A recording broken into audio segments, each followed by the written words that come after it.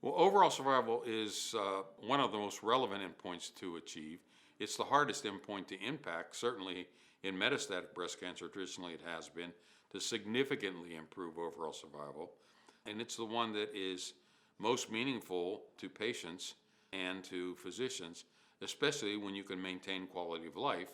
Mona Lisa 3 does two things. First of all, fulvestrant is being used as opposed to AI. Secondly, this first line question, which is a critical question that many physicians have said we should hold CDK4/6 inhibitors until the second line.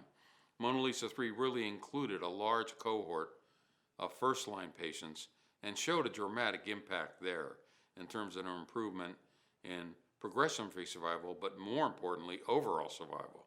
In the Mona Lisa 3 trial, in the overall intent to treat population, there was a highly significant improvement in overall survival. The patients who received placebo plus fulvestrant had a median overall survival of 40 months, whereas the patients who received ribociclib in combination with fulvestrant, the overall survival median was not even achieved. It hadn't been reached. So this is an exploratory analysis of Mona Lisa 3 that includes follow-up up to 56.3 months, which is, to our knowledge, the longest follow-up that's been reported to date in this population.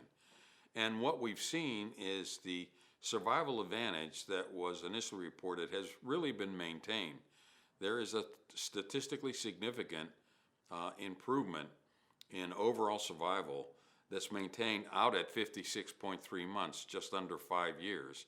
My reaction at seeing the data for Mona Lisa 3 in terms of the longer follow-up data, it was very gratifying to see that it held up and stayed pretty much exactly almost identical to what we saw initially. So the hazard ratio for what we see with the longer follow-up is 0.726. It is impressive to see data like this hold up with longer follow-up. So I think it gives us even greater confidence that the impact is real and it's lasting. Essentially, how all of these data affect my clinical practice is these are compelling data that tell us that using this class of drugs, and in particular with these data from the Mona Lisa 3 trial using ribociclib, is really something that should be done in this patient population in the first line setting as well as the second line setting. These improvements are major, they are impactful, they are clinically important.